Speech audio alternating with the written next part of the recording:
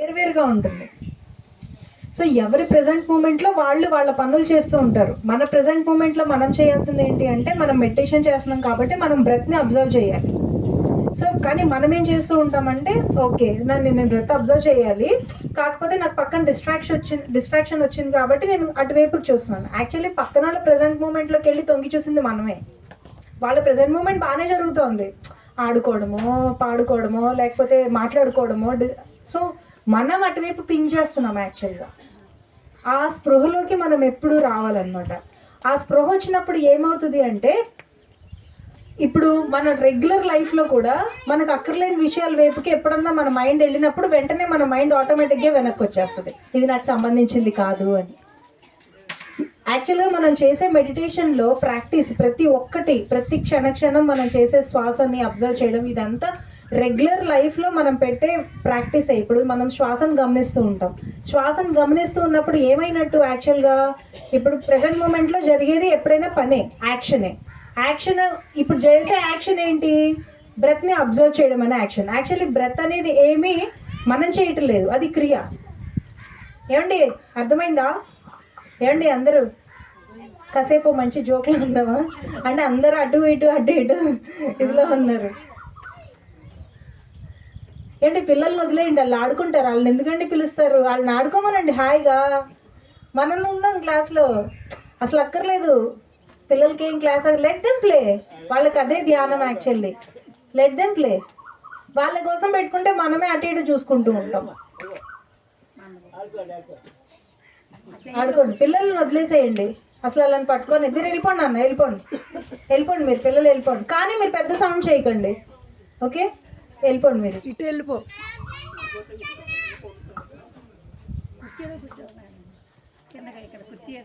కుర్చీ అవసరం లేదు నాకు, నుంచి మాట్లాడితేనే ఫ్రీగా ఉంటుంది. పర్వాలేదు, నాకు అన్కంఫర్టబుల్గా ఉంటే నేనే కూర్చుంటా.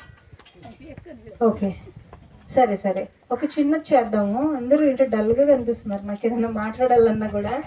సరే అందరూ ఇట్లా పెట్టండి, టీత్ని ఇట్లా కోసం ప్యాడ్ పెట్టినట్టు ఇట్లా పెట్టండి అందరూ. ఇట్లా మీరు రెండు జాస్ని ఇట్లా స్లోగా జాయిన్ చేయండి. ఇట్లా చేసారా? ఇప్పుడు నోటితో గాలి పీల్చండి.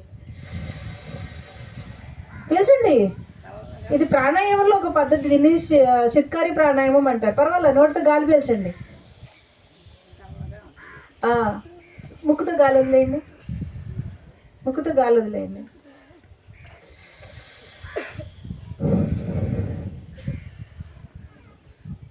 మళ్ళీ చెయ్యండి. ఎవరైతే అటువైపు చూస్తున్నారో వాళ్ళతో మాత్రం చేయిస్తారు. చేయండి. ఓకే సరే, ఇప్పుడు చిన్న గేమ్ ఆడుకుందాం. చిన్న గేమే కాసేపు. నేను నెంబర్ కౌంట్ చేస్తా.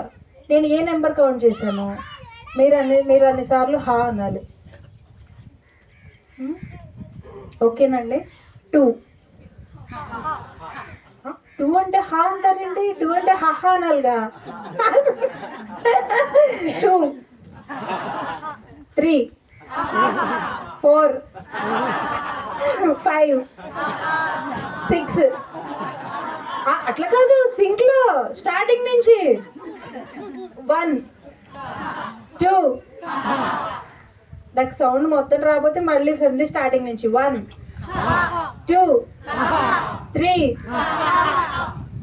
4 క్యాన్సిల్. మళ్ళీ 1 2 3 4 5 6. మీరు అనట్లేదు, మీకోసం మొత్తం క్యాన్సిల్. మళ్ళీ 1, మీరు అక్కడలే అనాలి. 2 3 4. అమ్మ మీరు అన్నట్లా. 5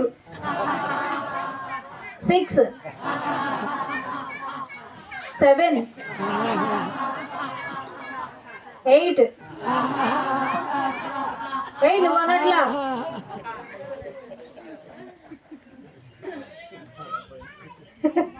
ఓకే సో యాక్చువల్గా నేను ఎందుకు ఇట్లా చేశానంటే, పిల్లలు ఉన్నారు అనుకోండి, యాక్చువల్గా ఈ చేయమనగానే చేసేస్తారు పట్టుమని. మనం పిల్లల దగ్గర నుంచి ఎంత అంటే చైల్డ్ స్టేట్ నుంచి మనం ఎంత దూరం అయిపోయామా అని చెప్పేదే ఇట్లాంటివి. Unless you are children you can never enter into the kingdom of God అంటాడు జీసస్. అంటే మన పిల్లలు అయితే కానీ మనము భగవంతుని యొక్క రాజ్యంలోకి వెళ్ళలేము అంటారు జీసస్ క్రైస్ట్ చెప్తాడు.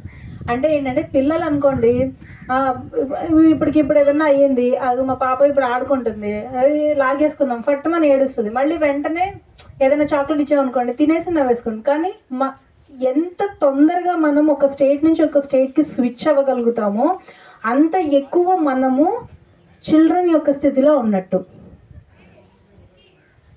ఆ చైల్డ్ స్థితిలో ఉండాలి అంటే మనం అంత తొందరగా మన స్టేట్ నుంచి స్విచ్ అవ్వాలి. ఇప్పుడు ఫర్ ఎగ్జాంపుల్ నేను ఫ్యాన్ వేసాను అనుకోండి, వెంటనే ఫ్యాన్ ఆన్ అవ్వాలి. ఫ్యాన్ ఆఫ్ చేశాను అనుకోండి, ఆఫ్ అవ్వాలి. అవునా? నేను ఫ్యాన్ ఆన్ చేసిన గంటకి ఫ్యాన్ ఆన్ అయింది అనుకోండి, నేను ఫ్యాన్ ఆఫ్ చేసిన గంటకి ఫ్యాన్ ఆఫ్ అయింది అనుకోండి, ఎట్లా? సేమ్ అట్లాగే మనకి ప్రతి సిచ్యువేషన్లో ప్రతి ప్రజెంట్ మూమెంట్లోనూ రకరకాల ఎమోషనల్ స్టేట్స్లో ఉంటూ ఉంటాం. బాధ, సంతోషం, దుఃఖం, ఇప్పుడు ఇది జరిగింది, ఇంకోటి జరిగింది. అలా లేదు, నేనేమి ఏడవక్కర్లేదు, నేను నవ్వక్కర్లేదు అని చెప్పాల్సిన అవసరం లేదు. అన్ని స్టేట్స్లోనూ ఉండొచ్చు, కానీ దాని నుంచి ఎంత తొందరగా బయటకు వచ్చామనేదే ఇంపార్టెంట్.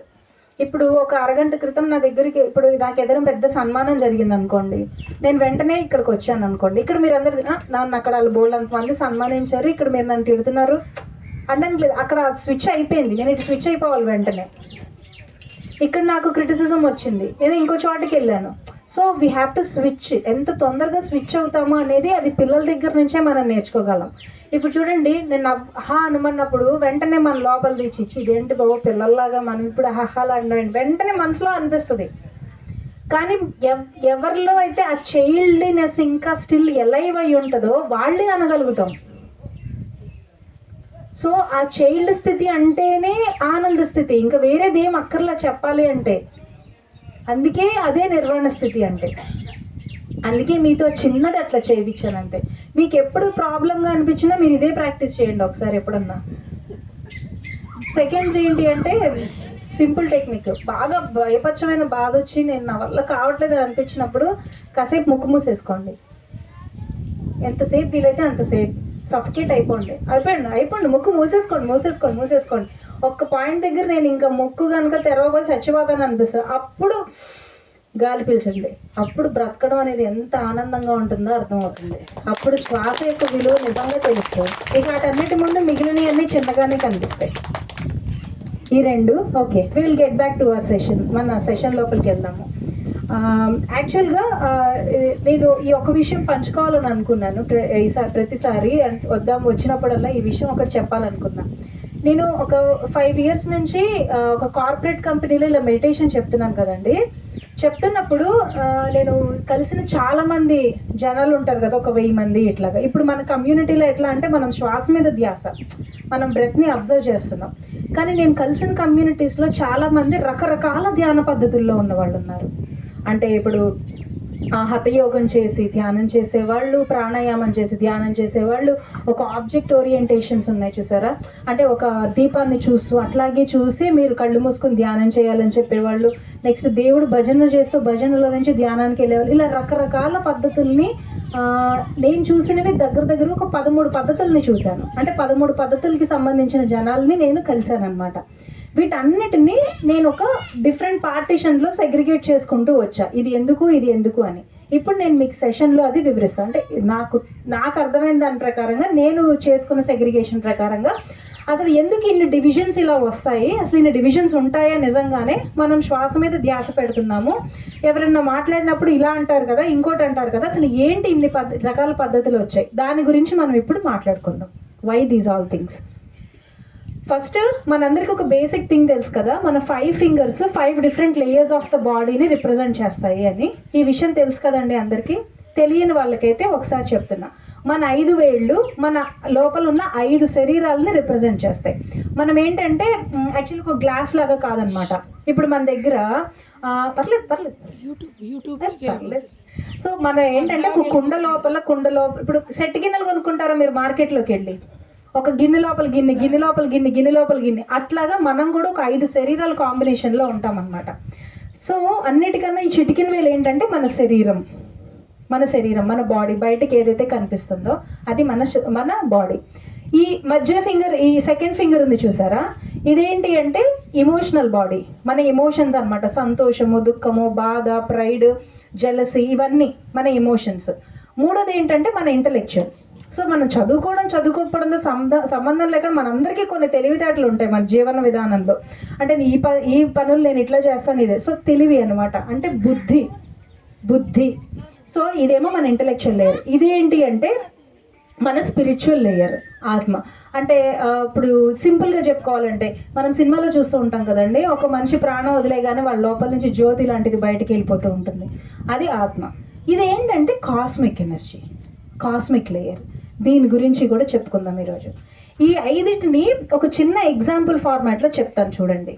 ఇప్పుడు ఒక పెద్ద సముద్రం ఉందనుకోండి, పెద్ద సముద్రం. ఆ పెద్ద సముద్రములో ఉన్న నీళ్ళు ఉన్నాయి కదా, పెద్ద సముద్రంలో నీళ్ళు ఉన్నాయి. ఆ పెద్ద సముద్రమే మన కాస్మిక్ బాడీ. ఓకే, తర్వాత ఏమైందంటే సముద్రంలో నుంచి నీళ్ళు ఇలా చేత్తో దోసిలతో కొన్ని నీళ్లు బయటకు తీసుకున్నాం. ఇలా తీసుకొని విడిగా దోసిట్లో నీళ్లు తీసుకొచ్చాం. ఇప్పుడు ఈ దోసిట్లో ఉన్న నీళ్లే మన ఆత్మ. మన లోపల ఏదైతే ఆత్మ ఉందో అదే మన ఆత్మ. ఇప్పుడు ఈ దోసిట్లో ఉన్న నీళ్లు మన సముద్రంలో ఉన్న నీళ్లు ఒకటా కాదా? వేరా? ఒకటే. వేరేలాగా? రెండు ఒకటే, రెండు వేరు కూడా. ఎట్లా ఒకటే? దాంట్లో ఉన్న తత్వము దీంట్లో ఉన్న తత్వము ఒకటే, దాని గుణగణాలు అన్నీ సేమ్, ప్రాపర్టీస్ ఒకటే. వేరెట్లాగా అంటే క్వాంటిటీలో వేరు. ఇది దోసిట్లో ఉన్నాయి, అవేమో ఇన్ఫినైట్గా ఉంది. సో మనందరం ఏంటి అంటే స్పిరిట్ బాడీసే. ఓకే, కాదనట్లా, కాస్మిక్ బాడీసే. మన లోపల మొత్తం కాస్మిక్ ఎనర్జీ ఉంది. కాకపోతే మనము ఒక స్పిరిట్గా విభజించబడ్డాం. అంటే ఒక చెట్టుకి ఉన్న పండు బాగా పక్వానికి వచ్చిన తర్వాత ఆ పండు రాలి కింద పడిపోద్దిగా. ఆ సెపరేషన్ చాలా ఇంపార్టెంట్. ఎందుకంటే ఆ పండు రాలి కింద పడిన తర్వాత దాంట్లో నుంచి విత్తనం బయటకు వచ్చాకే మళ్ళీ దాంట్లో ఇంకొక చెట్టు ఉందని తెలిసేది. అంటే తను జస్ట్ ఆ పండు కాదు, నేను కూడా చెట్టునే అని తెలుసుకోవడం కోసం పండు రాలి కింద పడింది. అట్లాగే ఈ సముద్రంలో నీళ్లు కాస్మిక్ బాడీయే. దాంట్లో నుంచి ఒక దోసిట్లో నీళ్లు పక్కకు తీసామంటే ఏంటి, దానికి ఒక పని ఉన్నట్టు. ఉత్తికినే ఏం తీయం కదా దోసిట్లో నీళ్ళు బయటికి. అలాగే ప్రతి ఆత్మ పదార్థానికి ఒక్కొక్క పర్పస్ ఉంటుంది. భూమి మీదకి వచ్చాక లాయర్ అవ్వాలనో, డాక్టర్ అవ్వాలనో, హౌస్ వైఫ్ అవ్వాలనో, ఊరికే అటు ఇటు సరదాగా ఉండాలనో, అసలు ఏ పని చేయకుండా ప్రశాంతంగా ఊరికే హాయిగా అందరినీ నవ్విస్తూ ఉండాలనో, లేదా ఎప్పుడు ఏడుస్తూనే ఉండాలనో, ఏదో ఒక పర్పస్ అయితే ఉంటుంది. దేనికి? ఒక ఆత్మ పదార్థానికి. కానీ మన లోపల ఉన్నది ఏంటి యాక్చువల్లీ? Cosmic body. అది ఒకటే. మళ్ళీ తర్వాత ఏమైందంటే నేను ఒక పర్పస్ ఎంచుకున్నాను కాబట్టి నేను దాని తాలూకు ఇంటలెక్చువాలిటీ, కాస్మిక్ బాడీ, అదే కాన్షియస్ మైండ్ని పెట్టుకుంటా. అంటే ఇప్పుడు ఫర్ ఎగ్జాంపుల్ నేను డాక్టర్ అవ్వాలనుకోండి, నా ఇంటలెక్చువాలిటీ నేనేం చదువుతా? ఎంబీబీఎస్ చదువుతా కదా, అట్లాగా. సో నేను ఏదైతే నా పర్పస్ని నేను ఎంచుకుంటానో దానికి తగ్గట్టుగా నా ఇంటలెక్చువాలిటీ ఉంటుంది. ఇప్పుడు నేను అగ్రికల్చర్ చేయాలనుకోండి, నేను ఎంబీబీఎస్ చదవను కదా. అట్లా మన ఆత్మ ఏదైతే సిచ్యువేషన్ని ఏదైతే మనం ఎంచుకుంటామో మన ఆత్మ యొక్క ప్రణాళిక బట్టి మన పర్పస్, దాన్ని బట్టి మన ఇంటలెక్చువాలిటీ ఉంటుంది. మిగిలినవి తెలియవా అంటే తెలుస్తాయి, కాకపోతే మనం ప్రస్తుతానికి దాన్ని డార్మెంట్ స్టేట్లో అట్టు పెడతాం. ఇప్పుడు నేను కిందటి జన్మలో డాక్టర్ని అవ్వచ్చు, కానీ ఈ జన్మలో నాకు దాని జ్ఞానం అవసరం లేదు కదా. సో నా దగ్గర అన్నిటి యొక్క తాళాలు ఉంటాయి. నా దగ్గర బీరువాలో బోల్డ్ ర్యాక్స్ ఉంటాయి, ఆ బీరువా తాళాలన్నీ ఉంటాయి. కాకపోతే నాకు కావాల్సిన ర్యాక్ నాది మటుకు మాత్రమే నేను పిక్ చేసుకుంటా. అదే మన ఇంటలెక్చువల్ లేయర్ అనమాట. తర్వాత వచ్చేసరికి దాన్ని బట్టి మన ఎమోషన్స్ ఉంటాయి. మన ఎమోషన్, బాధ, సంతోషం, దుఃఖం. సో సరే, నేను తీసుకున్న దోసిట్లో నీళ్ళు తీసుకెళ్ళి గిన్నెలో పోసాను. ఈవిడ ఏం చేశారంటే తీసుకెళ్ళి గ్లాస్లో పోసారు, ఇంకొక ఆవిడ తీసుకెళ్ళి గరిట్లో పోసారు. అట్లాగే మన ఫిజికల్ బాడీస్ చూడ్డానికి వేరువేరుగా ఉన్నాయి. ఇప్పుడు ఈ ఎమోషన్స్ అనే ఒక రంగులు వేసాం కదా, ఈ గ్లాస్లో పోసాం కదా, చూడ్డానికి ఇప్పుడు సముద్రపు నీళ్ళ అంటే కాదు, వేరుగా ఉంటాయి చూడ్డానికి. కానీ దాని లోపల తత్వం ఏంటి? ఒకటే. సో అట్లా మనందరం ఒకటే, కానీ మనందరం వేరు కూడా. సో ఏకత్వంలో నుంచి అనేక తత్వాలుగా విభజించబడి మళ్ళీ ఏకత్వంలోకి ఏకమవ్వడం అన్నమాట. సో మనం కళ్ళు మూసుకొని కూర్చున్నప్పుడేమో మనందరం ఒకటి, కళ్ళు తెరిచిన తర్వాత ఏమో మనందరం వేరు, అంతే కదండి. సో ఇప్పుడు అందరూ ఒకటే కదా, అందరూ ఒకటే కదా అని చెప్పి అన్నీ ఒకటేలాగా చెయ్యం కదా. సో అద్వైతంలోని ముఖ్య ఉద్దేశం ఏంటంటే అందరూ ఒకటే, కానీ అందరూ ఎవరి పనుల్లో వాళ్ళతో అలా ఉంచటమే అద్వైతంలో. అందరం ఒకటే కదా అని చెప్పి నన్ను తీసుకెళ్ళి ఎంబీబీఎస్ డాక్టర్ సీట్లో కూర్చోబెడతారా? ఈమె కింద జన్మలో డాక్టరే కదా, ఈమె తెలిసే ఉంటుందని కూర్చోబెట్టరు కదా. నా పర్పస్ ఇప్పుడు నాది వేరు, అందరం ఒకటే కానీ అందరిలో వేరు కూడా మనందరం. సో ఇక్కడ ఈ సెపరేషన్ అనేది ఫస్ట్ ఎక్కడ స్టార్ట్ అయింది అంటే మన స్పిరిట్ దగ్గర స్టార్ట్ అయింది. అంటే మన ఆత్మ దగ్గర ఫస్ట్ మనం సెపరేట్ అయ్యాం. ఇప్పుడు ఇక్కడ చూడండి, మన శరీరం ఏమో పృథ్వీతత్వం, ఎర్త్ ఎలిమెంట్, మన ఇమోషనల్ బాడీ ఏమో వాటర్ ఎలిమెంట్ అన్నమాట, అంటే వాటర్ జలతత్వం. మన ఇంటలెక్చువల్ బాడీ ఏమో అగ్నితత్వం. సో మన ఆత్మ ఏమో శ్వాసతత్వం. నెక్స్ట్ మన కాస్మిక్ బాడీ ఏమో స్కై ఎలిమెంట్ అన్నమాట. అందుకే ఇప్పుడు అనంతమైన సముద్రము, అలాగే ఒక అనంతమైన స్కై ఎలిమెంట్ అన్నమాట. దానికి ఒక రూపం లేదు, ఏమీ లేదు. సో అదొక అనంతమైన శూన్యం. ఇప్పుడు స్కై అంటే ఏమని చెప్తారు? బ్లూ కలర్లో ఉందని చెప్తామా, వైట్ కలర్లో ఉందని చెప్తామా, గ్రే కలర్లో ఉందని చెప్తామా? అదొక అనంతమైన శూన్యం. సో మనలో ఉన్న కాస్మిక్ బాడీ ఏంటంటే అదే ఒక అనంతమైన శూన్యం. ఈ సెపరేషన్ అనేది మనకి స్టార్ట్ అయింది ఎక్కడి నుంచి అంటే మన బ్రెత్ దగ్గర నుంచి మనకి సెపరేషన్ అనేది స్టార్ట్ అయింది. అంటే ఏంటి, మన స్పిరిట్ దగ్గర నుంచి స్టార్ట్ అయింది ఆ సెపరేషన్ అనేది. ఫస్ట్ సెపరేషన్ మనకి స్టార్ట్ అయింది ఇక్కడ నుంచి. సో యాక్చువల్గా మన లోపల ఉన్న కాస్మిక్ నేచర్ని మనం టచ్ చెయ్యాలి అంటే మనలో ఉన్న శూన్యతత్వాన్ని మనం టచ్ చెయ్యాలి అంటే మనం టచ్ చేయగలిగేది మన బ్రెత్తోనే అన్నమాట. అలానే ఈ మూడు వేస్ట్ కాదు, ఈ మూడింటిని పక్కన పెడదాం, దీని గురించి కూడా తెలుసుకుందాం, దీని నుంచే అన్నమాట. అందుకని ఇప్పుడు యాక్చువల్గా మనం బ్రెత్ని అబ్జర్వ్ చేస్తూ ఉన్నాం కదా, మన లోపల ఉన్న శూన్యతత్వం అర్థమవుతుంది అని బ్రెత్ని అబ్జర్వ్ చేస్తున్నాం కదా, మన శ్వాసని గమనిస్తున్నాం కదా. శ్వాసను గమనిస్తున్నప్పుడు అసలు ఏమవుతుంది? శ్వాసను గమనిస్తున్నప్పుడు ఏమవుతుంది? ఆలోచన తగ్గిపోతుంది. ఓకే, ఏమవుతుంది? యాక్చువల్గా మన శ్వాస అంటే ఏంటి అంటే ఇన్హలేషన్, ఎక్సలేషన్, అంటే ఉచ్ఛ్వాస నిశ్వాస. ఓకే, యాక్చువల్లీ మనకి ఉచ్ఛ్వాస నిశ్వాస రెండే కనిపిస్తున్నాయి. ఉచ్ఛ్వాసకి నిశ్వాసకి మధ్య ఒక శూన్యం ఉంది. యాక్చువల్లీ మన బ్రెత్ మాత్రం కాదు, మనం బ్రెత్కి మధ్య ఉన్న శూన్యాలం. మనం అనంతమైన సముద్రం కదా అని చెప్పుకున్నాం కదా స్టార్టింగ్. అనంతమైన సముద్రంలో నుంచి మనం దోసిట్లో నీళ్లుగా బయటకు వచ్చాం కదా. ఈ దోసిలుగా ఉన్న నీళ్ళే మనలో ఆత్మ పదార్థం కదా. మనలో ఉన్న ఆత్మ పదార్థం అంటే శ్వాసతత్వం కదా. ఈ శ్వాసతత్వం మనము అని ఎందుకు గుర్తించాలి అంటే మనం శూన్యతత్వం అని గుర్తించాలి కాబట్టి. సో మనలో ఉన్న శూన్యతత్వం ఎలా అర్థమవుతుంది అంటే శ్వాసను గమనిస్తేనే అర్థమవుతుంది. ఎందుకంటే ఆ శూన్యం ఉండేది మన శ్వాసకి మధ్యలో.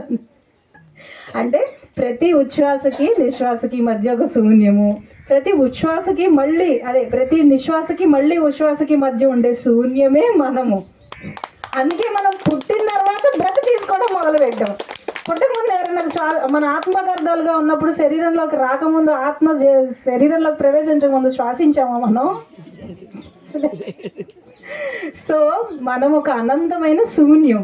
ఆ అనంతమైన శూన్యానికే పెట్టిన పేరు శివతత్వము. మన లోపల ఉన్న శ్వాసతత్వానికే పెట్టిన పేరు విష్ణుతత్వము. అందుకే శివాయ విష్ణు రూపాయ శివే అన్నారు. అంటే శివుడు లేకపోతే విష్ణువు లేడు, విష్ణువు లేకపోతే శివుడు లేడు, వాళ్ళిద్దరు కలిపే ఉండాలి ఎప్పుడు. ఇప్పుడు ఓన్లీ శూన్యం ఉంటే దాని నుంచి నేర్చుకునేది ఏమీ లేదు. ఓన్లీ శ్వాసే ఉంటే ఏం నేర్చుకుంటాం? అసలు ఓన్లీ శ్వాస ఎప్పుడూ ఉండదు. శ్వాసకి మధ్య ఎప్పుడు శూన్యం ఖచ్చితంగా ఉండి తీరాలి. సో అందుకే శివుడిలో విష్ణువు, విష్ణువుల్లో శివుడు ఉన్నారు. అంటే ఏంటి? శూన్యమే శివుడు, మన లోపల ఉన్న శ్వాసే విష్ణువు అన్నమాట. అందుకే శివాయ విష్ణు రూపాయ శివే. దాంట్లో ఉండే అంతరార్థం ఇది. సో ఇక్కడ నుంచి వచ్చేసింది. ఓకే మనం శ్వాసతోనే, అది కూడా మళ్ళీ శ్వాస సహజంగా జరిగే శ్వాసే. అది కూడా మనం ఏమి దాన్ని ఇది చెయ్యండి, అలాగే ఉండు, ఇలాగే ఉండు, నువ్వు ఇలా లోపలికి ఎక్కువసేపు తీసుకో, అలాగే తక్కువసేపు తీసుకో, అలా ఏం అక్కర్లా. శ్వాస సహజంగా ఉండే దానిలో మధ్యలో ఉండే అబ్జర్వేషన్లోనే ఆ మధ్యలో ఉండే శూన్యమే మనం. ఓకే, అర్థమైంది. ఇప్పుడు ఈ మూడింటి గురించి మాట్లాడదాం. ఈ మూడింటి గురించి ముఖ్యంగా ఇదేంటి, మన శరీరం కదా, శరీరము. ఓకే, మన శరీరము. ఇప్పుడు ఈ శరీరాన్ని, మనస్సుని, బుద్ధిని, ఈ మూడింటిని జీరో చేస్తేనే కదా ఈ రెండింటిని కలపగలిగేది. ఇప్పుడు ఈ రెండింటిని కలిపేశాను అంటే నా లోపల ఉన్న ఆత్మ, నా లోపల ఉండే ఆ శూన్యము అంటే పరమాత్మ, రెండు ఒకటే అని నేను చెప్పేశా. కానీ మరి శరీరం ఉందిగా, మరి మనస్సు ఉందిగా, మరి బుద్ధి ఉందిగా, ఏం చేయాలి? ఈ మూడింటిని, వాటిని ఎట్లా చేయాలి? అక్కడి నుంచి వచ్చినవే యాక్చువల్గా ఈ 4 ఈగో కాన్షియస్నెస్ అన్నమాట. అంటే నేను ఇది అని ఐడెంటిఫికేషన్తో చెప్పేవి 4. చివరికి ఇది కూడా నేను ఇది అని చెప్పేదే, నేను ఆత్మ పదార్థాన్ని అంటే కూడా still you have an identification. నువ్వు ఆత్మ పదార్థం కూడా కాదు ఒక రకంగా, నువ్వు శూన్య పదార్థం, అసలు శూన్యమే, నువ్వు ఆత్మ కూడా కాదుగా లెక్కన, శూన్యమే కదా. నువ్వు పరమాత్మ అని అయిపోయావు. పరమాత్మ అయిపోయాక ఇంకా ఆత్మ అనే స్పెసిఫికేషన్ లేదుగా. నువ్వు ఇందాక మీరు అడగగానే నేను దోసిట్లో నీళ్ళ, సముద్రంలో నీళ్ళ అనగానే మీరు ఏమన్నారు? సముద్రంలో నీళ్లు, దోసిట్లో నీళ్లు రెండు ఒకటే అనేసాం. This is what the lessons we learn from the books everyday, I understand. But if that ఇప్పుడు అలాగే అయితే కనుక అప్పుడు పక్కన వాళ్ళు ఆత్మ పదార్థం అని కూడా గుర్తించాలి మనం. ఇప్పుడు నేనే ఆత్మ పదార్థాన్ని, ఆవిడ కాదా? ఆవిడ ఆత్మ అంటే ఆవిడ వేరా, నేను వేరా? ఆవిడ నేను ఒకటేనా? మరి ఆవిడకి నాకు ఎందుకు పడదు? అంతేగా, ఆవిడ ఆత్మే కదా, మరి ఆవిడకి నాకు ఎందుకు పడదు? ఆవిడ మీద నేను ఎందుకు చెప్తాను బయటికి వెళ్ళి? లేదా ఆవిడ నా మీద చెప్తే పోనీ నేనే నా గురించి పొరపాటుని చెప్పి, ఇప్పుడు నేను ఫర్ ఎగ్జాంపుల్ నేను చెప్పకూడని సీక్రెట్ ఏదో పొరపాటున నోరు జారిపోయి నేను ఎవరికో చెప్పేశాను, నేనేం చేస్తా? నేనే పొరపాటుని చెప్పేసుకున్నాను అని అనుకుంటా, కానీ నన్ను నేను తిట్టేసుకోనుగా, నన్ను నేను క్షమించేసుకుంటా. కానీ పొరపాటుని ఈవిడెళ్ళి నా గురించి సీక్రెట్ ఎవరికైనా చెప్పారు అనుకోండి, ఆవిడ వాయి తీసేస్తా. అవునా? ఎందుకంటే ఆవిడని నేను ఆత్మతత్వంగా ఒప్పుకోనంటేగా. కానీ నేను ఆవిడ ఆత్మ అన్నా కానీ ఒప్పుకోలేదుగా. సో యాక్చువల్లీ ఏంటంటే ఈ నాలుగు ఈగో కాన్షియస్నెస్ అనమాట. ఈగో కాన్షియస్నెస్ అంటే ఏమీ లేదు, నేను ఇది అని ఐడెంటిఫై చేసేదే ఈగో కాన్షియస్నెస్. నేను ఇది అని చెప్పలేనిదే ఐ కాన్షియస్నెస్. అంటే శూన్యతత్వం అన్నమాట, గాడ్లీనెస్, పరమాత్మతత్వం. పరమాత్మతత్వానికి అహానికి డిఫరెన్స్ ఏమీ లేదు. నేను ఇది అని చెప్పగలిగితే అది ఈగో, ఏదో ఒక కాన్షియస్. అదే నేను ఇది అని చెప్పలేనిదే పరమాత్మతత్వం, అంతే. నేను ఇది అని చెప్పలేకపోవడమే. సో అదే ఈ శూన్యం. సో ఓకే, దీన్ని మనం దీంతోనే టచ్ చేయాలని అర్థమైంది, దీన్ని పక్కన పెడదాం. నెక్స్ట్ శరీరం దగ్గరికి వద్దాం. ఇప్పుడు రకరకాల ఆసనాలు ఇవన్నీ వేస్తూ ఉంటారు కదా, వేసి ఆ తర్వాత వాళ్ళు ధ్యానంలో కూర్చోవడం అలాంటివి జరుగుతూ ఉంటాయి, చూసారా? అలాంటప్పుడు ఏం జరుగుతుంది అంటే, ఫస్ట్ వాళ్ళు, ఇప్పుడు నేను ఫలానా ఎగ్జాంపుల్, నేను ఈ చేతిని ఈ ఎల్బోకి టచ్ చేయాలి అని అనుకున్నాను అనుకోండి, అప్పుడు నేను ఎలా టచ్ చేస్తాను? నా శరీరంతో నా ఆత్మని మిక్స్ చేయకుండా నా శరీరాన్ని నేను కదపలేను. ఇప్పుడు నేను ఒక 5 నిమిషాలు ఏమన్నా ఆసనం వేసాను అనుకోండి ఫర్ ఎగ్జాంపుల్, ఆ 5 నిమిషాలు ఏమైనట్టు? నా శరీరము నా ఆత్మ ఏకమైపోయినట్టు. అవును కదా? అంటే నా శరీరాన్ని నా ఆత్మతో కలిపాను, అంటే యోగం చేశాను. ఏం యోగం చేశాను? హత యోగం చేశాను. హతం అంటే శరీరం అనమాట. శరీరాన్ని ఆత్మతో ఏకం చేశాను, యోగం అంటే కలయిక, కలిపాను. దేంతో కలుపుతాం మనము? దీంతో కలుపుతాం. దీంతో కలపలేం కదా, దీంతో కలుపుతాం, ఆత్మతో కలుపుతాం అనమాట. సో అప్పుడు ఏమవుతుంది? శరీరం కాస్త జీరో అయిపోతుంది. ఎప్పుడైతే శరీరం ఆత్మతో కలిసిపోయిందో న్యూట్రలైజ్ అయిపోతుంది. ఓకే, మన ఆత్మగా మిగిలిపోతాం. Next emotions. అందుకని ఏంటంటే ఏ హతయోగ ప్రాక్టీస్లు జరిగినా సరే, అంటే శరీరానికి సంబంధించిన ఆసనాల రూపంలో ఎటువంటి మీరు చూస్తూ ఉంటారు కదా రకరకాల, అవన్నీ ఏంటి అంటే హతయోగానికి సంబంధించిన, అంటే మన శరీరాన్ని మన ఆత్మ పదార్థంతో మిక్స్ చేయడానికి చేసే ప్రొసీజర్స్ అన్నమాట. ఎందుకంటే ఆ బాడీ కాన్షియస్నెస్ ఉంది కాబట్టి. ఉన్నప్పుడు మరి దాన్ని జీరో చెయ్యాలిగా, లేకపోతే అనుకోవచ్చు, ఉంటే జీరో చెయ్యాలిగా మరి దాన్ని. ఎప్పుడైతే మనము ఆసనం వేస్తామో అప్పుడు మన శరీరం ఏమవుతుంది అంటే మన ఆత్మ పదార్థం కలిసిపోతుంది కాబట్టి ఇది క్యాన్సిల్ అయిపోతుంది. అందుకని దాని తాలూకువి మనం చేస్తూ ఉంటారు చాలామంది. తర్వాత రెండవది వచ్చేసరికి మీరు వింటూ ఉంటారు శబ్దాలు, అంటే చాంటింగ్స్ పెట్టి ధ్యానం చేస్తూ ఉండడము, లేకపోతే మనం చేసే మ్యూజిక్తో మెడిటేషన్ చేస్తూ ఉండడము, లేకపోతే జపం చేస్తూ ఉంటారు, జపం చేస్తూ ధ్యానం చేస్తూ ఉండడము. ఇవన్నీ ఏంటి అంటే మన ఇమోషనల్ లేయర్ ఆఫ్ ద బాడీని, అంటే మన మనస్సుని శూన్యం చేయడం కోసం. మనసు ఏం లేదు, మనసు అనేది సింపుల్గా శబ్దం అనమాట, సౌండే. మన ఇమోషనల్ బాడీ ఏంటి అంటే మన ఇంటర్నల్గా ఇట్స్ నథింగ్ బట్ నాయిస్. ఆ నాయిస్ని మనం దేంతో న్యూట్రలైజ్ చేయగలము? మళ్ళీ బయట నాయిస్తోనే న్యూట్రలైజ్ చేయాలి. అందుకే మీరు కాసేపు ఈ జపం చేసి ఇది చేసి మీరు తర్వాత మీరు మెడిటేషన్లో కూర్చోండి అని వాళ్ళని అట్లా మెడిటేషన్లో కూర్చోబెడతారు. మళ్ళీ అవన్నీ తీసుకొచ్చి మళ్ళీ శ్వాసకే కలపాలి, మళ్ళీ ఆత్మతత్వంతోనే కలపాలి, కాకపోతే దీన్ని యూజ్ చేసి కూర్చోబెడతారు. సో చాంటింగ్స్, సౌండ్ రిలేటెడ్ ఏవైనా సరే, పారాయణాలు, సౌండ్స్, ఈ రకరకాల జపాలు, వీటన్ని పద్ధతులు మనకి ఇమోషనల్ లేయర్ ఆఫ్ ద బాడీలో మనం స్ట్రక్ అయి ఉన్నప్పుడు దాన్ని ఓవర్టేక్ చేయడానికి చేస్తాం. నెక్స్ట్ వచ్చేసరికి అన్నిటికన్నా మోస్ట్ డేంజరస్ థింగ్ ఏంటంటే మన బుద్ధి. ఈ బుద్ధిని శూన్యం చేయాలంటే థాట్స్ని శూన్యం చేయాలి. అప్పుడు ఏమవుతుంది, ఇప్పుడు నేను కళ్ళు మూసుకొని కూర్చోమనగానే నాకు ఆలోచనలు వస్తున్నాయి అనేవాళ్ళు కొంతమంది, ఆలోచనలు లేదని దీంట్లో ఏం లేదనే వాళ్ళు, అంటే ఇంటలెక్చువల్గా లాజికల్గా ఆలోచించే వాళ్ళు ఉంటారు. సో వాళ్ళ కోసం ఏమవుతుందంటే ప్రాణాయామం అనేది ఒకటి పిక్చర్లోకి వస్తుంది.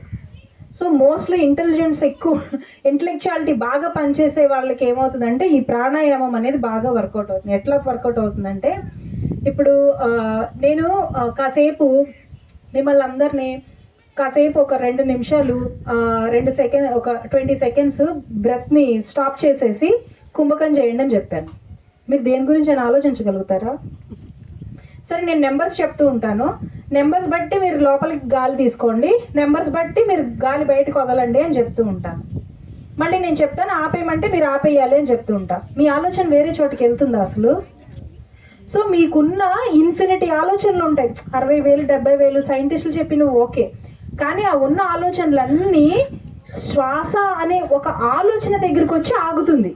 యాక్చువల్గా శ్వాస అనేది క్రియే, దానంతట అది జరిగేదే, కానీ శ్వాసని మనం ఏం చేస్తున్నాము? ఒక కర్మగా చేస్తున్నాం, అంటే ఒక పనిగా చేస్తున్నాం అనమాట. దాన్నే బ్రెత్ వర్క్ అంటారు, దాన్నే ప్రాణ వ్యాయామం అంటారు. ప్రాణానికి మనం ఏం వ్యాయామం చేయించక్కర్లా.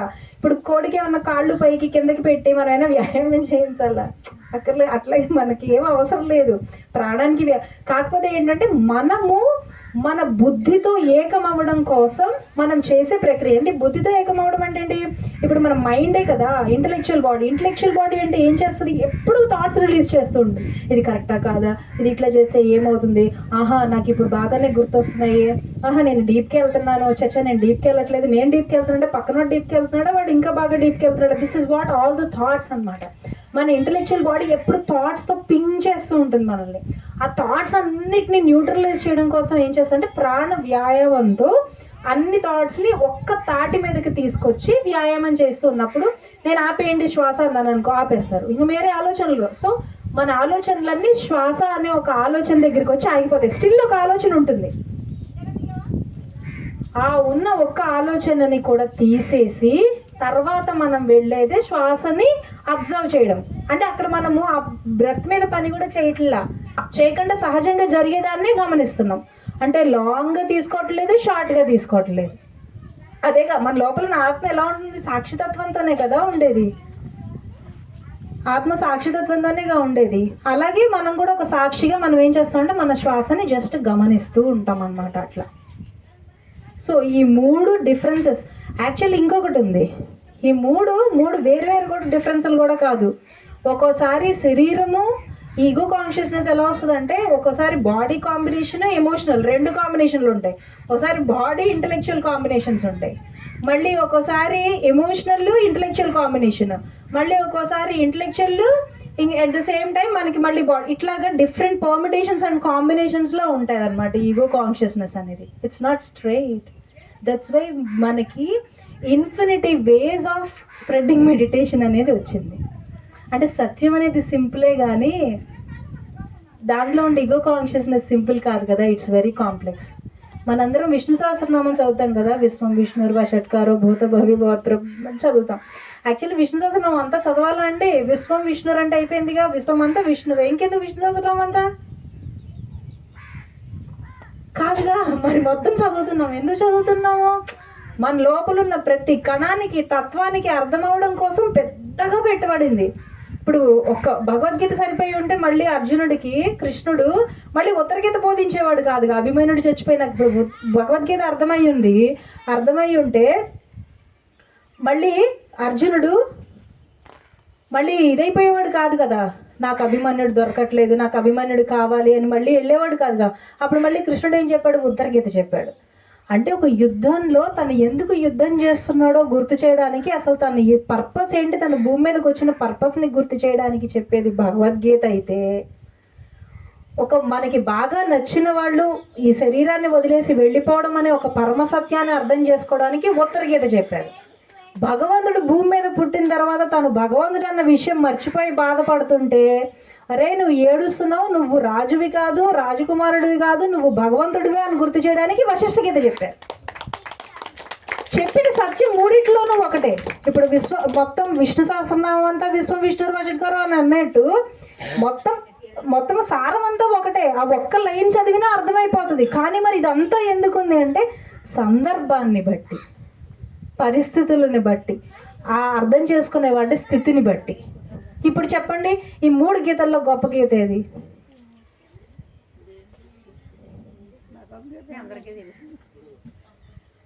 ఈ గీతల్లో మనకి 108 రకాల గీతలు ఉన్నాయి యాక్చువల్గా. ఓకే, ఎన్ని రకాల గీతలు ఉన్నా ఎన్నిట్లో గొప్ప గీత ఏది? భగవద్గీతే గొప్ప. ఎంత చెప్పుకున్నా క్లాస్.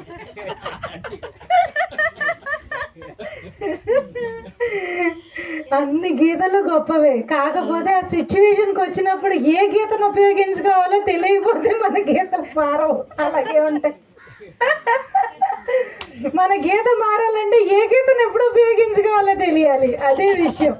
సో యాక్చువల్గా ఇవన్నీ ఎందుకున్నాయంటే ఇదివరకు రోజుల్లో, అంటే నేను యాక్చువల్గా నా సెల్ఫ్ ఎక్స్పీరియన్స్తో చెప్తున్నాను అనమాట.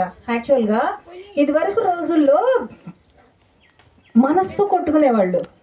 మనసు, నాకు ఆధిపత్యం కావాలి, నేను గెలవాలి, నేనే అదేంటి నా ఇది కావాలి అని చెప్పి, అంటే నాకు దగ్గర ఉన్నది ఆయన దగ్గర ఉన్నది నా దగ్గర లేదా అని మనసుకి లోబడి రావణాసురుడు అంతటి వాడు సీతాదేవిని ఎత్తుకొచ్చేసాడు. మనసుకు లోబడే కదా మనసు, ఎమోషన్గా. తర్వాత వీడు నాకన్నా గొప్పవాడా, నేను కదా పరాక్రమవంతుడిని, నేను కదా పంచపాండవుల కన్నా ముందు పుట్టింది అని కర్ణుడు. అదేంటి పంచపాండవులు అనేవాళ్ళు ఏంటి దేవుడి వరమా, అంటే నేనేమన్నా తక్కువ అన్నా అని దుర్యోధనుడు. ఇంటలెక్చువల్స్తో కొట్టుకుని మహాభారతం జరిగింది. అక్కడి నుంచి ఏమొచ్చింది? ఆ మతిలో నుంచి వచ్చిందే మతాల కోసం కొట్టుకుంటూ ఉన్నారు. ఓకే, తర్వాత ఏమైపోతుంది అంటే మతాన్ని దాటేసిన తర్వాత మనం ఒక ఆత్మ పదార్థాన్ని అని చెప్పి మనం గుర్తించేసాం. ఈ ఆత్మ పదార్థాన్ని అని గుర్తించేసిన తర్వాత కూడా మనం కొట్టుకుంటూ ఉంటాం. అదే ఆధ్యాత్మిక సంస్థల కోసం కొట్టుకోవడం. మా సంస్థ గొప్పదంటే మా సంస్థ గొప్పది, మా గురువే గొప్ప అంటే ఈయనేంటి సద్గురువుని గురువు అంటున్నాడు, అవే అసలు బాయ్ కట్, అసలు ఈయన మన దానిలోకి రానియదు, ఏంటి ఈయన వీళ్ళు అంటున్నారా, రానియదు. సో అంటే ఆత్మతత్వమే కదా ఆధ్యాత్మికత అంటే. ఆధ్యాత్మికత అంటే ఆత్మతత్వంతో బ్రతకటము అంతే కదా. అంటే అందరూ ఆత్మ పదార్థాలవే, అసలు మన శరీరం లేదు, మనసు లేదు, బుద్ధి లేదు, ఈ మూడింటిని లేపేసాం. లేపేసి మనందరం ఆత్మ పదార్థాలమని గుర్తించేసిన తర్వాత మనం స్టిల్ మనదే కరెక్ట్, ఎదుటివాడిది రాంగ్ అని అన్నామంటే అసలు ఇంకా మనం అసలు నేను ఇది చూశాను. యాక్చువల్లీ నేను ఈ 5 సంవత్సరాల్లో ఆధ్యాత్మిక సంస్థల్లో కొట్టుకోవడం లేదని నేను గమనించా. యాక్చువల్లీ బుద్ధితో కొట్టుకుంటేనే మహాభారతం అయితే ఆత్మ పదార్థంతో కొట్టుకుంటే ఇంకెంత విధ్వంసం అవుతుంది. సో ఈగో కాన్షియస్నెస్ అనేది నేను స్పిరిట్ని అని చెప్పడం దగ్గర స్టార్ట్ అయిందనమాట, ఎండ్ అవ్వడం కాదు. సెపరేషన్ స్టార్ట్ అయింది ఆత్మ దగ్గర కదా, ఆత్మ దగ్గర స్టార్ట్ అయింది. అంటే ఈ సెపరేషన్ అనేది ఆత్మ దగ్గర స్టార్ట్ అయినప్పుడు ego consciousness is still like I'm the spirit being అన్న దగ్గర కూడా ఈగో కాన్షియస్నెస్సే. ఇఫ్ యు ఆర్ అంటే అదే కదా, మమ ఆత్మ సర్వభూతాత్మ. మమ ఆత్మ అనే ఒక్కటి పట్టుకున్నాక సర్వభూతాత్మ అన్నది కూడా గుర్తుపెట్టుకోవాలి మనందరం. సో భూమి మీద రకరకాల గురువులు, రకరకాల యాక్చువల్గా న్యూటన్ గారితో ఒకసారి ఆయన క్లాసు ఎప్పుడో వింటున్నప్పుడు యాక్చువల్లీ న్యూటన్ గారు అడిగారట సాయిబాబా గారిని, మీరు ఎందుకు అసలు ధ్యాన మార్గం అనేది చెప్పలేదు, అన్ని మహిమలే చూపించారు, మీరు ఎందుకు ఎప్పుడు అది ఇదిగో నీళ్ళల్లో దీపాలు వెలిగించడము, ఎదుటివాడికి ఏదన్నా అనారోగ్యం వస్తే స్వస్థత పరచడము, ఇట్లాంటివన్నీ ఎందుకు మీరు చూపించారు, మీరు ఎందుకు వాళ్ళని ఉద్ధరించుకోమని చెప్పలేదు అని. అప్పుడు ఆయన ధ్యానంలోకి వచ్చి చెప్పాట, నేను ఆ మాట చెప్పడానికి భూమి మీదకి రాలేదు, నేను వచ్చిందల్లా నాస్తికత్వంతో భారతదేశం నాశనం అయిపోతున్నప్పుడు నేను భక్తి అనే జ్యోతి వెలిగించడానికి మాత్రమే వచ్చాను. ఆ సిచ్యువేషన్లో నేను చెప్పింది అక్కడ వరకు నా పని అయిపోయింది అంతే, నేను చెప్పేసి వెళ్ళిపోయాను. ఒక మెట్టు ముందుకు పంపించి వెళ్ళిపోయాను, నా పని నేను చేసి వెళ్ళిపోయాను. అలాగా గురువు అనే ప్రతి ఒక్కళ్ళు, అంటే ఇప్పుడు మనం చూసే గురువు వీళ్ళందరూ అనే గురువులందరూ, ఇప్పుడు గురువు లేరు శిష్యులు లేరు, అందరూ ఒకటే, నేను కాదనట్లేదు. అలా అని మనం గురువు కూర్చోంగా వెళ్ళి కాళ్ళకే దండం పెడుతున్నాంగా. నిజంగా మనం ఆయన ఒళ్ళో కూర్చునే స్థితి వస్తే ఆయన వాళ్ళు ఒళ్ళోనే కూర్చోబెట్టాడు, పక్కనే కూర్చోబెట్టుకుంటారు. మరి ఈ ద్వంద్వం ఏంటి? ఇప్పుడు నేనే భగవంతుడిని కరెక్టే, ఒప్పుకున్నా, నేనే భగవంతుడిని కరెక్టే, మరి నేను నాకెందుకు గుడి కట్టుకోవట్లా? సో అద్వైతము ద్వైతము ఈ రెండు చాలా ఇంపార్టెంట్. అద్వైతంలో ద్వైతము ఉంది, ద్వైతంలో అద్వైతము ఉంది. అవసరమైనప్పుడు ద్వైతంగా ఉండాలి, మనకి ఎప్పుడైతే ఆధ్యాత్మికంగా చూడాలో అప్పుడు అద్వైతంలో ఉండాలి. ఇప్పుడు మన ఇంట్లో చేసే పని మనిషి మనం ఇద్దరం ఒకటే, డౌటే అక్కర్లేదు అందులో. అలానే ఇప్పుడు అమ్మాయిని మనతో పాటు మన ఇంట్లో రూమ్ ఇవ్వంగా, ఆమెను తక్కువ చేయట్లా నేను, ఆమె చేసే పని ఆమె ఒకటే, మరి అద్వైతంగా ఇద్దరం ఒకటేగా. నేను కట్టుకునే చీర ఆమెకే ఎందుకు ఇచ్చేయటం లేదు, ఆమె కట్టుకునే చీర నేను ఎందుకు కట్టుకోవట్లేదు? అద్వైతం కదా. అద్వైతము అంటే అందరం ఆమెకి నేను ఇచ్చే రెస్పెక్ట్ ఆమెకి ఇస్తూ, ఆమెని నేను లోబర్చుకోకుండా, ఆమె కష్టాన్ని నేను దోచుకోకుండా, ఆమెకి ఇవ్వాల్సింది నేను ఇస్తూ, ఆమెకి ఇచ్చే గౌరవాన్ని ఇస్తూ, ఆమె చేత నేను పని చేయించుకోవడమే అద్వైతం. ఇద్దరం ఒకటే కదా అని చెప్పి ఆమెకి నేను రోజు భోజనం పెడుతుంటే మరి నాకు పని ఎవరు చేసి పెడతారు? అద్వైతం అంటే అర్థం ఏంటంటే ఎవరి పనికి వాళ్ళు. ఇప్పుడు అందరం ఒకటే, డాక్టర్ దగ్గరికి వెళ్ళిపోయి నేను నువ్వు ఒకటే, నేను వైద్యం చేస్తాను, నువ్వు కాసేపు పేషెంట్గా ఉండు అంటే. సో అద్వైతంలోని ముఖ్య ఉద్దేశం ఏంటి అంటే అందరం ఒకటే, కానీ అందరం ఎప్పుడు ఒకటి, మళ్ళీ మనందరం వేరే.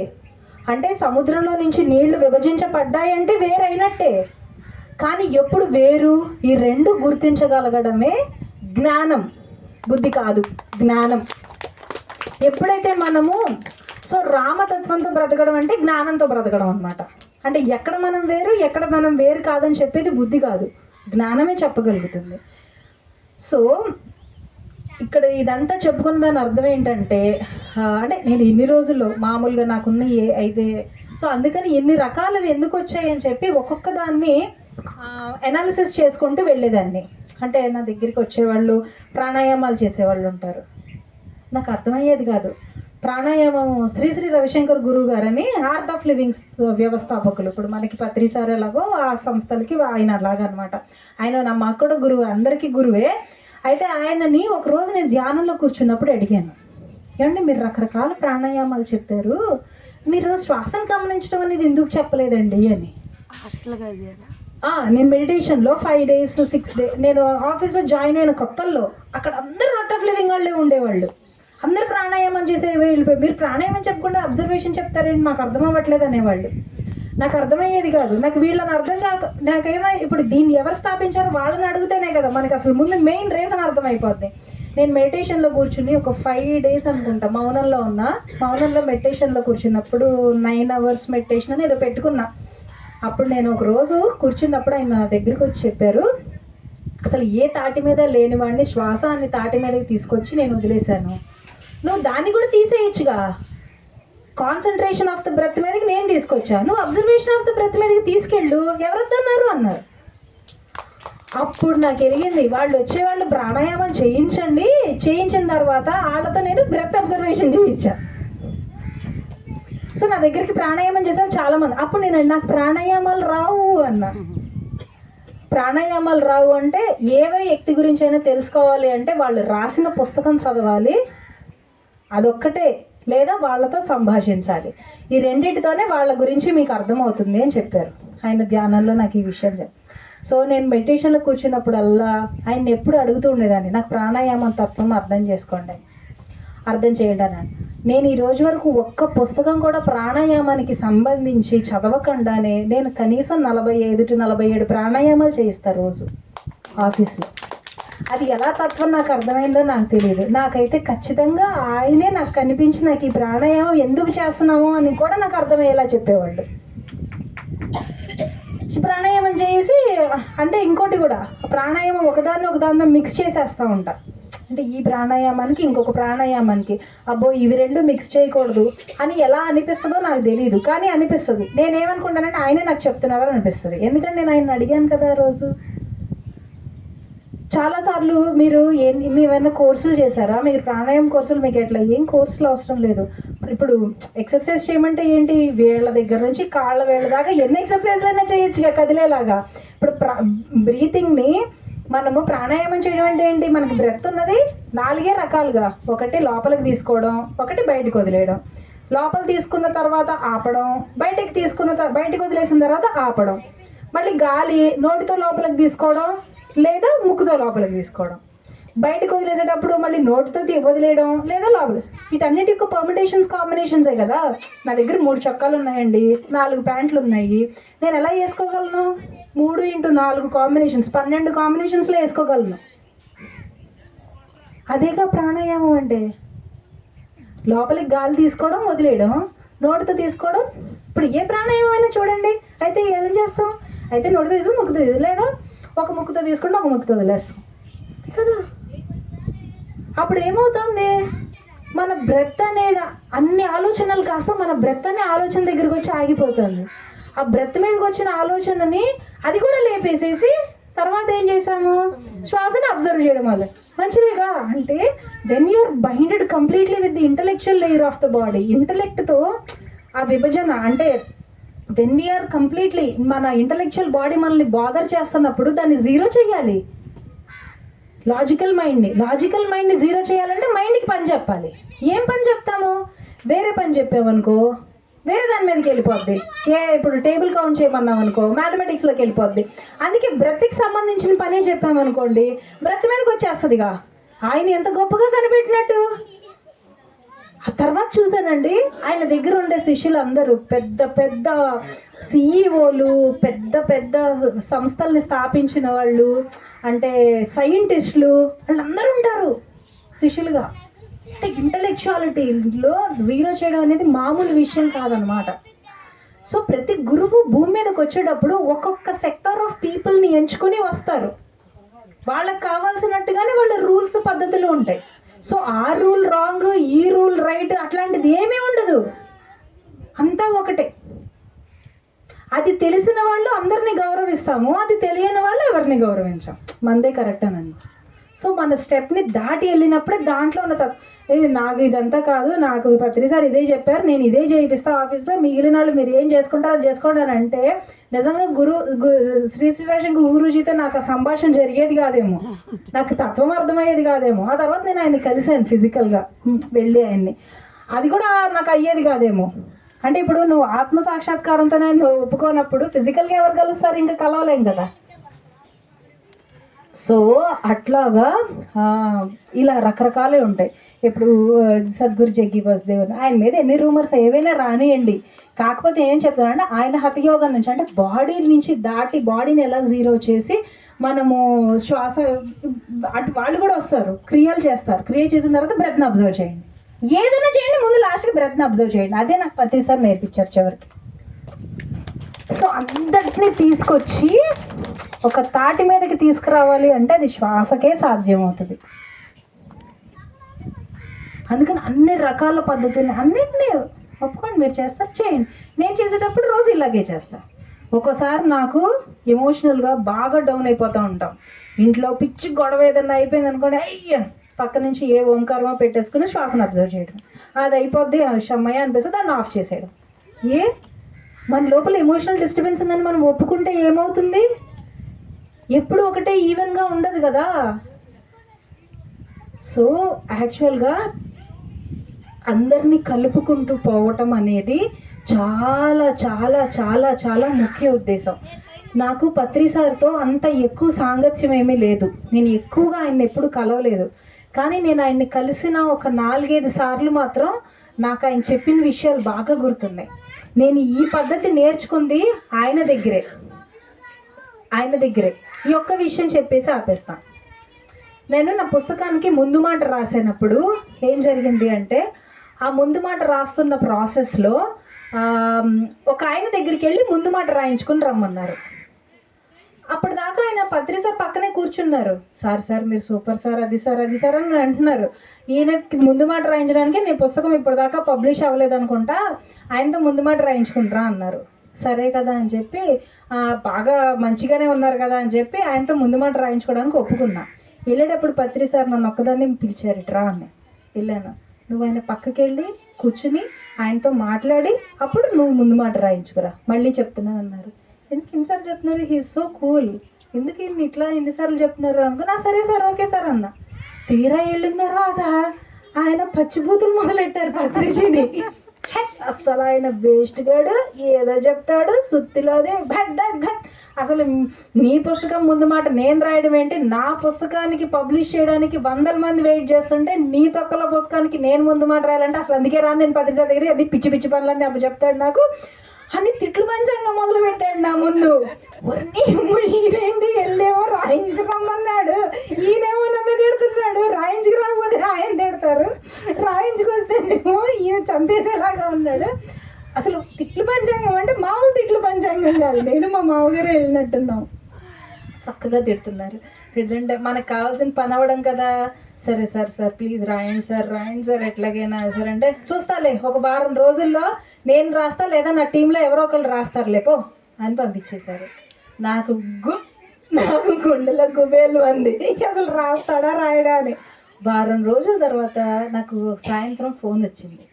ఆయన వాయిస్ అంతా మారిపోయింది. అమ్మా నీ పుస్తకం చదివానమ్మా, చాలా అద్భుతంగా ఉంది. ఏం రాసావు? నేను ఇంగ్లీష్ బుక్ చదవకపోయింటే ఇది నీ స్వానుభవం ఏమో అనుకునేదాన్ని. ఇలాంటి పుస్తకానికి నేను ముందు మాట రాయడానికి ఇచ్చాడే, మొత్తానికి పత్రిజీకి భలే వాళ్ళు దొరుకుతారు అని అన్నాడు. అమ్మో రాశారా అంటే మొత్తం రాశాను, మనస్ఫూర్తిగా రాశాను. ఇంక నువ్వు ఎప్పుడు రాసిన పుస్తకాలు ఒకవేళ నీకు ముందు మాట కావాలంటే నేను రాసి పెడతాను అన్నారు. సో నొప్పించక తానవ్వక తప్పించుకు తిరుగువాడు ధన్యుడు సుమతి, అదే కృష్ణతత్వం. అది ఆయన నాకు నేర్పించకనే నేర్పించాడు. ఎట్లా చెప్పాడు, ఇది ఎట్లాగో దీని మొహానికి అర్థమయ్యలేదు, అందుకని 2వ సారి పిలిచాడు. ఆయనకు అర్థం కాలేదు, ఆయనకు అర్థమైనట్టుంది. రాయించుకొచ్చేస్తాను వెళ్ళిపోతాను. వెనక్కి పిలిచి, నాకు బాగా గుర్తు, వెనక్కి పిలిచి ఆయన దగ్గర కూర్చుని ఆయన పక్కన కూర్చుని రాయించుకుని రా అన్నారు. సో ఆయన పక్కన కూర్చుంటే ఏమవుతుంది, పక్కన కూర్చోగానే ఏమైంది అనుకుంటున్నారు, ఆయన ఎదురుగుండా ఉన్నారు, మేము ఎదురుగుండా ఉన్నాం. నేను కుర్చీ ముందుకు లాక్కను, దూరం జరగండి ముందు, మీరు మాస్క్ పెట్టుకొని దూరం జరగండి మీరు అన్నాడు. గుండె గుబేలు అది, ఫస్ట్ డైలాగే అది. ఇదేంటి ఇప్పటిదాకా ఒకలా చూసి ఇప్పుడే. ఇదే నాకు యాక్చువల్గా మా ఆఫీస్లో 5 ఏళ్లలో నాకు బాగా ఉపయోగపడింది. నాకు అప్పుడు ఒక కథ గుర్తొచ్చింది. అది మనకి భృగు మహర్షి బాగా కోపంగా ఉండేవాడు. వెళ్ళినప్పుడు శివుడి దగ్గరికి, ఆయనేమో పార్వతీదేవితో నాట్యం చేస్తుంటేట ఆయనకు కనిపించలేదని కోపం వచ్చి, నిన్ను లింగ రూపంలోనే అందరూ పూజిస్తారు, రూపంలో ఎవరు పూజించరని పెట్టారట. బ్రహ్మదేవుడి దగ్గరికి వెళ్తేనేమో సరస్వతి దేవత వీణ వాయిస్తుంటే అసలు నేను భూమి మీద ఎవరు పూజించరని సార్. అదే విష్ణుమూర్తి దగ్గరికి వెళ్తే, అయ్యో మీరు వచ్చారా, నేను నిన్ను చూసుకోలేదే అని చెప్పి ఆయన కాళ్ళు నొక్కి కాళ్ళ మధ్యలో ఉన్న కన్నును నొక్కేశానంట. అంటే ఈగోయిస్టిక్గా ఉన్న వాళ్ళతో పని చేయించుకోవాలి, ఈగోయిస్టిక్గా ఉన్న వాళ్ళతో చేయాలంటే వాళ్ళకి కావాల్సిన ఆధిపత్యాన్ని వాళ్ళకి ఇస్తే అప్పుడు మనకి చేసి పెడతారు అన్న పాఠం నాకు పత్రిజీయే నేర్పించాడు ఒక్క సంఘటనలో. ఏమైపోద్ది కదా, ఇప్పుడు ఆయన తిడతాడన్న విషయం ఆయనకి తెలీదా? తెలుసుగా, తిడితే తిట్టని ముందు ఇది అంటే ఆయన పుస్తకం చదివారుగా, అసలు సంస్థ అనేదే వరస్ట్ వేస్ట్ అని అన్న ఆయన పుస్తకం చదివారు కదా. అంటే ఏదో ఒక ఆత్మతత్వాన్ని ఒప్పుకున్నారు కదా. ఆయన మళ్ళీ తక్కువైన కాదు, ఆయన సప్తఋషుల్లో ఒకళ్ళు, ఆయన మళ్ళీ మామూలు ఆయనేం కాదు, ఆయన మామూలు తోపు కాదు అసలు. ఆయన చాలా గొప్ప వ్యక్తి. ఆయన రాసిన పుస్తకాలు నేను చదివాను, హైలీ ఇంటలెక్చువల్గా ఉంటాయి, అర్థం కూడా కావు. మినిమం గుర్తులేదండి నాకు, మామూలు ఉండవు, చాలా ఆత్మానుభవాలు అట్లా. సో అసలు అలాగుంటాయి అన్నమాట. సో అందుకని ఎవరిని తక్కువ అంచనా వేయద్దు, ఎవరిని ఎక్కువ అంచనా కూడా వేయద్దు. అందరం ఒకటే అన్నప్పుడు అందరం ఒకటే అన్న మాట మీదే ఉండాలి. ఓకేనా అండి? మళ్ళీ తర్వాత చెప్తాను. Thank you.